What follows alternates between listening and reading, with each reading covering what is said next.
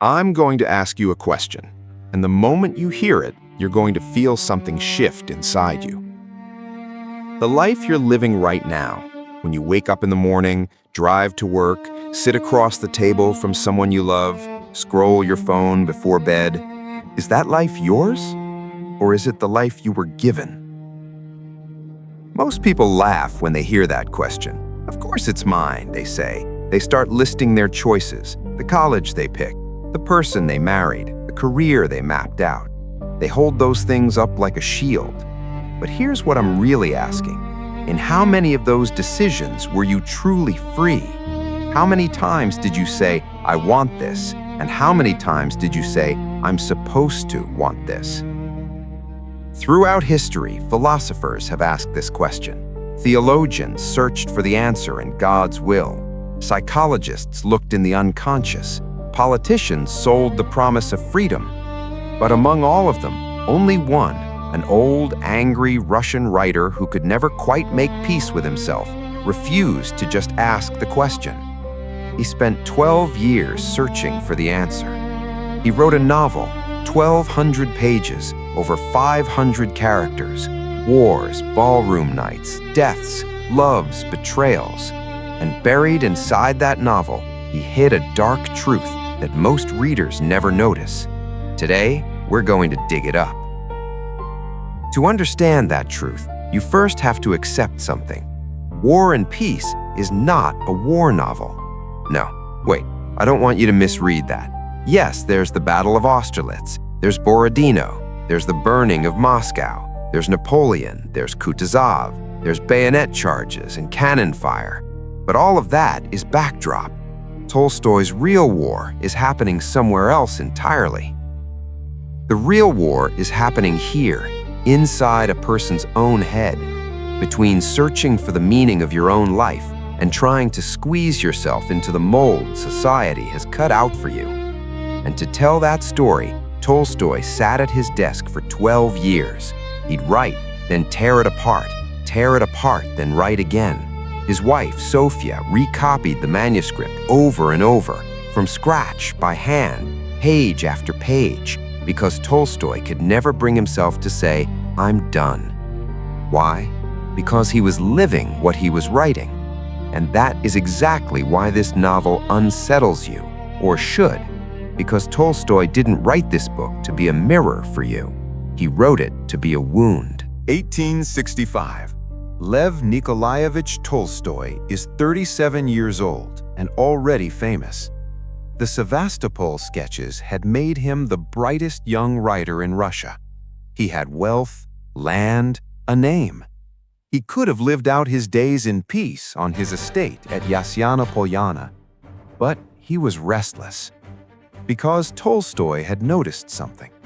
Everyone around him, aristocrats, officers, philosophers, clergymen, all of them claimed to have the definitive answer to how life should be lived, and every single answer contradicted the others. Tolstoy asked himself, if the meaning of life is so obvious, why is nobody genuinely at peace? Why are ballrooms full of hollow laughter? Why are battlefields covered not in heroic deaths, but in meaningless mud? And the moment he started asking that question, War and Peace was born. But here's the thing. This novel is not a book of answers. This novel is an indictment. Tolstoy created 500 characters in this book, but really he created all of them to answer just 3 questions. First, can a person actually use their own free will, or are they just a leaf being swept along by the current of history? Second, if you reject the identity society has assigned you, what's left? Third, and perhaps the most painful, what if the meaning you've been searching for never existed at all? To answer these 3 questions, Tolstoy chose 2 characters. One is a sharp, cold, pride-filled officer. The other is an overweight, awkward young man everyone laughs at, an heir to a massive fortune. And the story of these 2 men still describes you today. Andrei Bolkonsky. When you first see him, you think you're looking at a man who has everything. Handsome, brilliant, aristocratic, a young prince, one of the most promising officers in the Russian army, and utterly, completely miserable. Andrei's misery isn't ordinary misery. It's the misery of a man who has everything and knows that none of it is enough. He looks at his wife, a beautiful, kind woman, and feels absolutely nothing inside. He looks at the people around him, educated, refined, intelligent people, and sees only one thing: emptiness. Andrei has one desire: greatness. Real, undeniable, history-making greatness. The kind Napoleon achieved at Austerlitz. One decision, one moment, one man, and history changes. If I can have a moment like that, Andrei tells himself, if I can change the course of history, then this emptiness will fill. Then I'll have found meaning. Now I'm going to ask you something, and when you hear it, you might feel uncomfortable. Do you recognize Andrei? Is there someone in your life so consumed by success, recognition, by leaving a lasting mark on the world? Or, harder question, is that person you? Pierre Bezukhov. If Andrei is a cold steel blade, Pierre is bent, rusted iron that doesn't know where it belongs. The illegitimate son of one of Russia's wealthiest men. Nobody knows what to do with him. He doesn't either. Educated in Europe, loves philosophy, asks questions but finds no answers. Loves people, but people don't take him seriously. Has enormous ideals, but can't find the will to act on any of them. And then his father dies, and Pierre becomes the richest man in Russia overnight. Now he can do anything, anything. He can travel to Europe, debate philosophers, free the serfs on his estates, change the world. But for exactly that reason, he can't do anything. Because Tolstoy is showing us something brutally honest here. Unlimited freedom is the heaviest chain of all. Pierre has infinite roads ahead of him, and for that exact reason, he can't choose which one to take. Andrei has one road, greatness, and doesn't know where it ends. Both of them will lose. Both of them will suffer. And Tolstoy does this deliberately, because what he wants to show is this: no matter which path you choose, if you're asking the wrong question, the answer won't save you. Andrei is happy for the first time in his life. That sentence sounds strange, I know. On the eve of battle, the night before thousands of men are about to die, Andrei Bolkonsky is at peace. Because tomorrow is his day. Tomorrow, the great moment arrives. Tolstoy is showing us something here. The most dangerous state a person can be in is the moment they believe they finally found their purpose. And then, a cannonball. Andrei falls to the ground, flat on his back, staring up at the sky. And here, Tolstoy writes the most important scene in the entire novel. As Andrei looks up at the sky, he feels something, not pain, stillness. And in that stillness, he thinks, why did I never see this before? This sky was always this quiet. It was always this real. The dream of greatness shattered. The flag has fallen. The army is in retreat. And Andrei, perhaps for the first time in his life, simply exists. Meanwhile, Pierre is moving through his life as Russia's wealthiest man, and he is completely broken. He married the wrong woman, or more accurately, the people around him arranged the marriage. Helene Kuragina, dazzling in society, the life of every room she enters, and she treats Pierre like he isn't there. Pierre knows this, and still he does nothing. Because Pierre's problem isn't a lack of will. Pierre's problem is this: he understands why everything happens, but doesn't know how to change any of it. He joins the Freemasons, searching for brotherhood, enlightenment, meaning. It works for a while. It feels like purpose. But then he sees the same emptiness there too. Ceremonies, symbols, speeches, but no real transformation. Pierre realizes something. People aren't searching for meaning. People are searching for the appearance of meaning. And that distinction, that one distinction, cuts him off from everyone around him. Now we need to talk about the third character, Natasha Rostova. Perhaps the most complex female character Tolstoy ever created, because Natasha is neither victim nor hero. Natasha is life itself. When you first see her, you see a girl who lives inside each moment. She dances, she laughs, she loves, and that love isn't performative. It's real, raw, unfiltered. Andrei sees her, and that feeling of dissolution stirs in him again. Pierre sees her and remembers what it feels like to be understood. But Natasha has her own problem. Natasha feels too much. That's her gift, and it's also her greatest vulnerability. She falls in love with Andrei, genuinely, completely. Andrei goes off to war, and Natasha waits. But waiting doesn't come naturally to Natasha, because Natasha lives in the present, and the present pulls her somewhere else. Anatol Kuragin, a shallow, selfish, dangerous man. But he's here.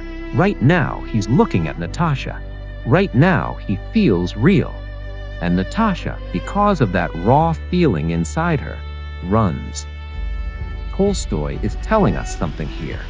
Even the purest feelings, when directed at the wrong moment, toward the wrong place, lead to destruction. 1812. Napoleon enters Moscow. And this moment, this enormous, historic, epic moment, becomes something else entirely in Tolstoy's hands. Because Tolstoy doesn't write Napoleon as a hero. Tolstoy writes Napoleon as a small man. He enters the scene. He looks out over burning Moscow.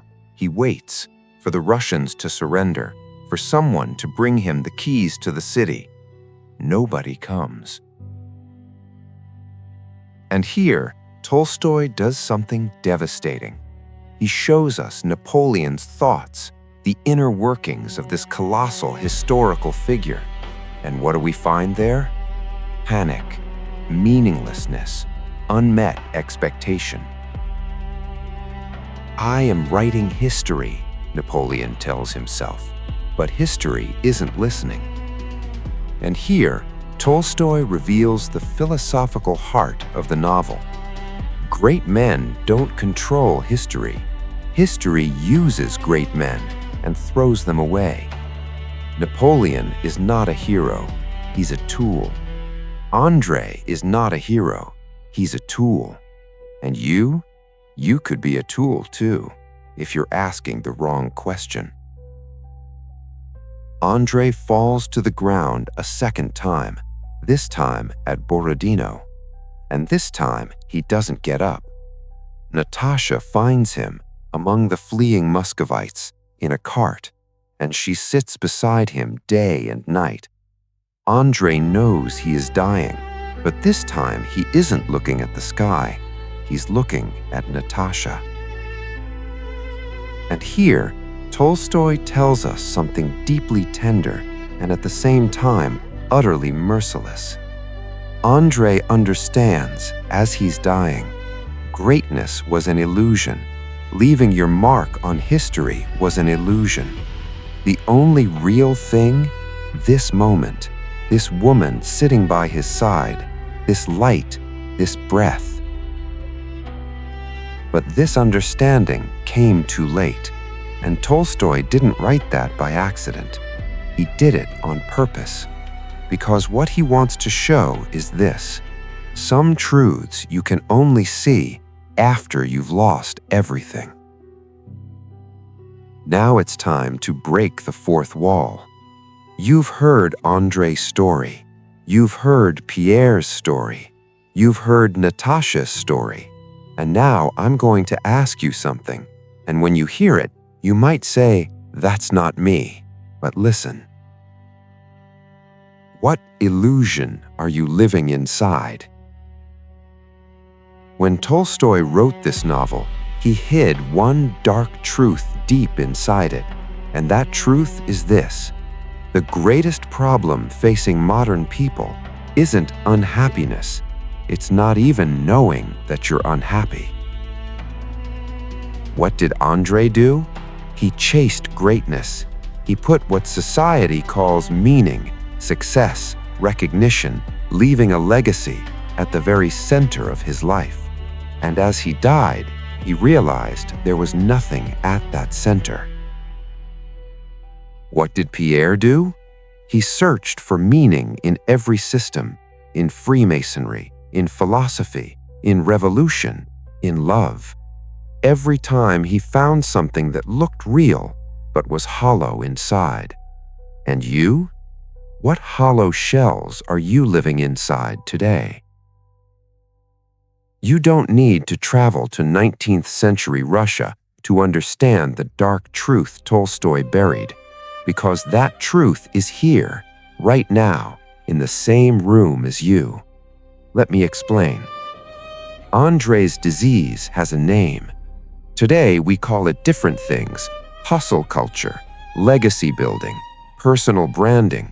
But Tolstoy defined it in 2 words: the ego illusion. I want to matter sounds innocent on the surface, but underneath it means this: I don't want to exist unless I matter. And that one small shift devours your energy, your time, your relationships. How many of these sound familiar? First thing in the morning, a success podcast. Last thing at night, was I productive enough today? Evaluating your relationships by asking, what does this person add to my life? Knowing exactly where you want to be in 5 years, but unable to feel where you are right now. That is Andre's disease. And Tolstoy never gave us a cure, because he couldn't, because the cure hurts. Pierre's disease has a name too, but it's more insidious, because Pierre is smart, and smart people's diseases are very good at justifying themselves. Pierre's disease is this: understanding blocks action. He understands why everything is broken. He sees how the system fails. He knows why people suffer. But that understanding doesn't set him free. It paralyzes him. Because the more he understands, the more he sees. And the more he sees, the heavier the sense of responsibility becomes. And that responsibility, that crushing, overwhelming weight, freezes him in place. Today, we call it different things: analysis paralysis, doom scrolling, compassion fatigue. But Tolstoy saw it long ago, and he showed it. Do you know how Pierre finds his way out? He gets captured. In a Russian winter, in a French prisoner of war camp, nearly starving to death, he meets an old peasant named Platon Karateyev. Platon is no philosopher, no intellectual. He can't even read, but he is completely at peace. And here, Tolstoy gives us something deeply tender and at the same time utterly merciless. Meaning is not found, meaning is lived. And that truth, that simple, painful, beautiful truth, is still revolutionary today, because we are all still searching. At the end of War and Peace, Pierre is alive. Andre is dead. Natasha is changed, no longer that bright, uncontrolled girl. Heavier, more real. And Pierre and Natasha find each other. This looks like a romantic happy ending. It isn't. Tolstoy doesn't write this union as romance. He writes it as a rival. Two people, one freed from the illusion of greatness, the other out of the labyrinth of searching, find each other. And the beauty of that meeting is here. Neither of them is perfect anymore. Pierre is still scattered, still wrestling with his own mind. Natasha is still raw, still living inside each moment. But both of them now know how to accept. When Tolstoy wrote this novel, he was trying to answer his own question, and his answer was this: life is not the sum of great moments. Life is being completely present inside the small ones. That sounds simple. It sounds like a cliché, but think about it. How many small moments did you actually show up for today? When you drank your coffee, were you really there? When someone you love was talking, was your mind really with them? The dark truth Tolstoy hid is this: freedom is not a destination. Freedom is the sum of the small, invisible choices you make every single day. And that truth is dark because it offers no easy exit. It doesn't say, apply this system, read this book, build this habit, and you'll be free. It tells you this: every morning you will choose again. If you recognize Andrei's illusion, greatness, legacy, leaving your mark, and you feel yourself lost inside it, Tolstoy has something to tell you. Fall down, flat on your back, and look at the sky. If you recognize Pierre's paralysis, you understand everything but can't act on anything. Responsibility is crushing you. You can't move until you find the perfect answer. Tolstoy has something to tell you. Be Platon Karatayev. Stop looking for the grand answer. Take the small action, right now, today, this moment. And if you recognize Natasha's raw, unfiltered, feeling everything side, and you know that because of it you've made the wrong calls, trusted the wrong people, lost yourself in the wrong moments, Tolstoy has one last thing to tell you. That doesn't make you weak. That makes you human. Just learn. Slowly, through your mistakes, through your pain, learn. War and Peace is 1,200 pages, but what Tolstoy wanted to say fits in one sentence: wake up.